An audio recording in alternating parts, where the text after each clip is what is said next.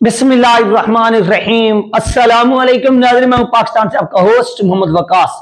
जितने भी बहन भाई देख रहे चैनल पर नए तो इसको लाजमी सब्सक्राइब करें और वीडियो को शेयर करें। तो आज की वीडियो में नाज़रीन बात होगी एक तो फैजाबाद के हवाले से, और दूसरे नंबर पर जो एक लाहौर से वज़ीर आज़म लाने की कोशिश की जा रही है और बलूचिस्तान से जितने भी इलेक्टेबल्स थे उनको नून लीग की गोद में डाला गया है। इन तमाम चीजों में आपके साथ जो डिटेल के साथ बात करेंगे। तो चलते हैं नाज़रीन, सबसे पहले हम अपने पहले टॉपिक की तरफ फैजाबाद के हवाले से। तो नाज़रीन कल बुध है, जिस तरह से 15 तारीख है और 15 तारीख से इस केस की समाअत होने वाली है। ये इस तरह से काजी फैज साहब और इसके साथ साथ जस्टिस अमीनुद्दीन और जस्टिस अत्तर मिनुल्लाह साहब जो है ना, ये क्या करेंगे, इस केस की समाअत करेंगे। इस तरह से जैसे फैजाबाद बाकी, फैज रसाम बाकी, जाने वाले तेरा एहसान बाकी, ये टीएलपी की जानिब से शेर जो है ना वो पेश किया गया है। किसके लिए? जस्टिस काजी फैज ईसा के लिए। बड़ी समाअत लगने वाली है और इस समाअत का टीएलपी पर क्या इफेक्ट पड़ेगा, याद रखिए इसका टीएलपी पर बहुत बड़ा इफेक्ट पड़ने वाला है, बल्कि पड़ेगा।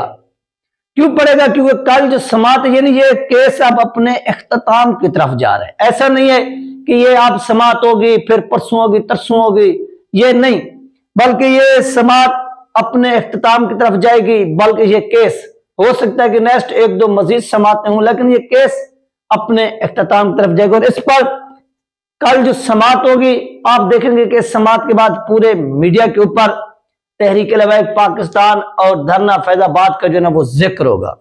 हर तरफ से हर टीवी चैनल जो है ना वो इस टॉपिक को लेकर बैठा हुआ होगा और वो हाईलाइट कर रहे होंगे, टीएलपी को बुरा साबित कर रहे होंगे, जबकि नवाज शरीफ को सही साबित, उस वक्त की जो नून लीग थी उसको सही साबित कर रहे होंगे कि ये देखिए ये हो गया वो हो गया।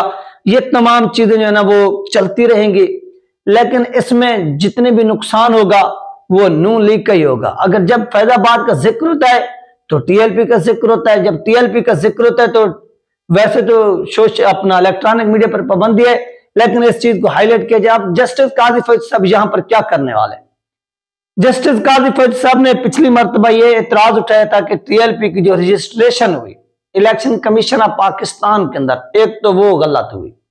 यानी एक बंदा उठता है दुबई से, पता नहीं वो कौन था, इस चीज का हमें भी आज तक मालूम नहीं उसका वो कौन था, कहां से आया, उसको किसने लॉन्च किया। वो कहते हैं कि दुबई से एक बंदा आया और वो आकर रात ही रात इलेक्शन कमीशन ऑफ पाकिस्तान में चला गया और वहां पर जाकर उसने इस जमात को रजिस्टर करा दिया कि ये जमात रजिस्टर है, यानी सियासी तौर पर इसका अंदराज हो गया।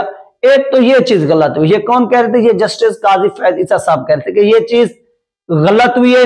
इस तरह से जो जमातें वो रजिस्टर नहीं हुआ करती, उनको यानी टीएलपी की रजिस्ट्रेशन से बतौर एक सियासी जमात होने से ही जस्टिस काजी फैज साहब ने एतराज उठाया कि ऐसा नहीं होना चाहिए।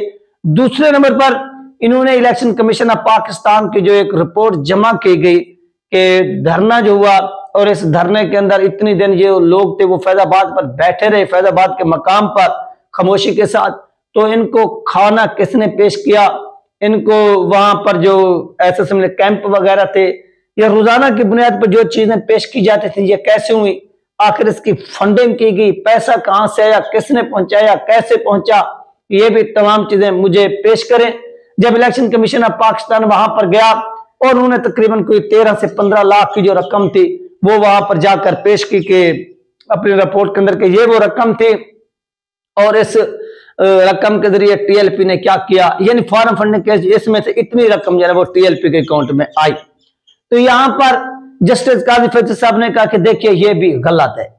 यानी वो रिपोर्ट जो इलेक्शन कमीशन ऑफ पाकिस्तान ने जमा करी ये कुछ दिखाया वो भी, और वजारत दाखिला ने एक रिपोर्ट दी कि टीएलपी की वजह से रियासत को कोई खतरा नहीं, यानी टीएलपी किसी भी रियासत मुखालिफ सरगर्मी में शामिल नहीं है, ये एक कौमी जमात है और ये इस तरह अपना जो रोल है सियासत के अंदर या मुल्की मसाइल के अंदर हल कराने में अपना अहम रोल जो है वो अदा कर रही है।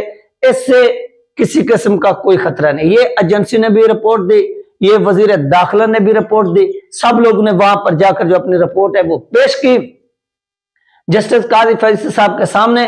लेकिन जस्टिस काजी फैज ईसा साहब ने इसको मानने से इनकार कर दिया। उन्होंने कहा कि नहीं, फॉरेन फंडिंग इनको हुई है, वो जितनी हुई है वो जस्टिस काजी फैज साहब ने कहा कि एक मरतबा फिर जो है ना मैं आपको मौका देता हूं।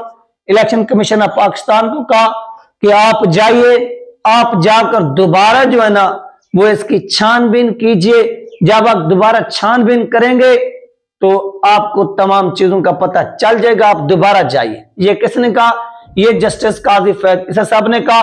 तो इलेक्शन कमीशन ऑफ पाकिस्तान ने वक्त मांगा था, अब उन्होंने वक्त दे भी दिया। कल जिस तरह से ये समाअत होगी और इस समाअत के दौरान क्या कुछ होता है ये जस्टिस काजी फैज साहब ही जानते। हो सकता है कि जस्टिस काजी फैज साहब इसके ऊपर कोई अपना फैसला भी सुना दें।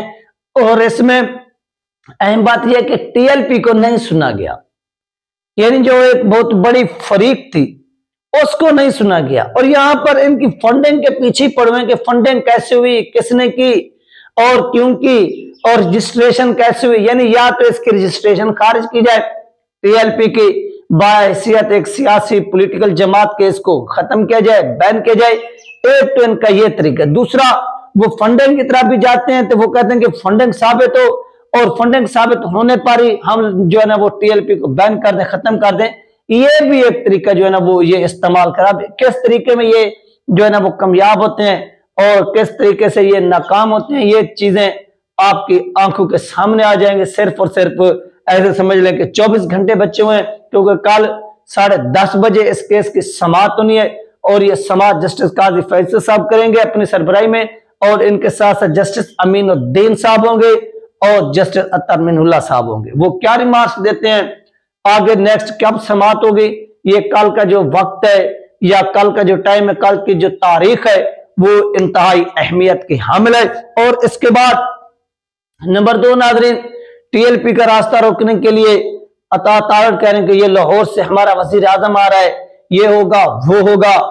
तो ये भी चीजें चलती जा रही हैं कि नून लीग को इख्तिदार में लाया जा रहा है, नवाज शरीफ को वजीर आजम बनाया जा रहा है, रास्ता रोका जा रहा है। बलोचिस्तान के अंदर भी जिन्होंने टीएलपी के साथ मदद किया था, मैंने वो अपनी लास्ट वीडियो जो बनाई थी उसमें भी मैंने जिक्र किया था कि जाम कमाल साहब जो थे बाप पार्टी के जो सरबराह हैं, उन्होंने क्या किया कि नवाज शरीफ की गोद में पनाह ली है और वो नवाज शरीफ की गोद में बैठ गए। इलेक्टेबल्स जो 51 थे बलूचिस्तान के अंदर, 51 में से 31 ने नवाज शरीफ की जो जमात है जिसका नाम है मुस्लिम लीग नून, इसमें शमूलियत का ऐलान किया और वो शामिल हो गए।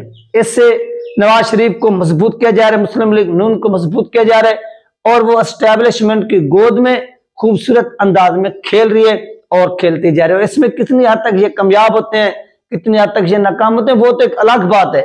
यानी इनका रास्ता बनवाया जा रहा है, इनकी वो हैसियत नहीं है कि ये अवाम के अंदर उतरे और उतर कर टीएलपी का मुकाबला करें या पीटीआई का मुकाबला करें या और जमातें उनका मुकाबला करें, बल्कि ये भीख मांगते हैं। किसकी भीख मांगते हैं? ये भीख मांग रहे हैं इस वक्त इक्तदार की, कि हमें इक्तदार से नवाजा जाए। वो भीख एस्टेब्लिशमेंट के दर की मांग रहे हैं, उसके जूते पॉलिश कर रहे हैं और जूते पॉलिश करने में काफी जो है ना वो महर नवाज शरीफ साहब हो गए, शहबाज शरीफ हो गए और पूरी की पूरी मुस्लिम लीग नून हो गई। ये इस तरह से जूते पॉलिश करने में भी महर है और ये बेगैरती के तमाम जो धंधे हैं वो ये कर रहे हैं कि किसी तरह से इक्तदार मिले। और इनको क्या इक्तदार मिलता है? जिस तरह से सहूलतकारी की जा रही है, कोर्ट की जानिब से भी इनकी सहूलतकारी की जा रही है, यानी जो अदालतें हमारी वो भी इनकी सहूलतकारी करें। ऐसा नहीं है कि वो नहीं करें, वो भी कर रही हैं। और भी बहुत से लोग हैं जो इनकी सहूलतकारी कर रहे हैं नवाज शरीफ को इक्तदार में लाने के लिए, लेकिन नवाज शरीफ का इक्तदार मिलता है या इसको नहीं मिलता, वो भी आपकी आंखों के सामने आ जाएगा। दुआ करेंगे नवाज शरीफ को इक्तदार ना मिले बल्कि इसको जूते ही मिले। और जिस तरह से ये पहले जलील और रुसवा हुआ था, ये वैसे के वैसा जलील और रुसवा और पूरी दुनिया इसको दे, क्योंकि ये एक मुनाफिक किस्म का शख्स है। एक होते ना मुनाफिक, ये मुनाफिक बंदा है। ये अब एस्टेब्लिशमेंट के जूते तो पॉलिश कर, लेकिन जब इक्तदार में आएगा तो यही वो जूते फिर एस्टेब्लिशमेंट को ये मारने की कोशिश करेगा। जब ये मारने की कोशिश करेगा तो फिर क्या होगा कि एस्टेब्लिशमेंट इसे पकड़कर दोबारा जो है ना वो कहीं और फेंक देगी। फिर ये चीखेगा, चिल्लाएगा एस्टेब्लिशमेंट के खिलाफ। इस तरह का जो मामला है, जो माहौल है, वो चलता रहेगा और नवाज शरीफ की जो सियासत है वो भी चलती रहेगी। ये थी नाज़रीन अहम तरीन अपडेट जो आप लोगों के लिए शेयर की गई है। अपना ख्याल रखिएगा, मुझे दुआ में याद रखिएगा। मिलते हैं नेक्स्ट वीडियो में। अल्लाह हाफ़िज़।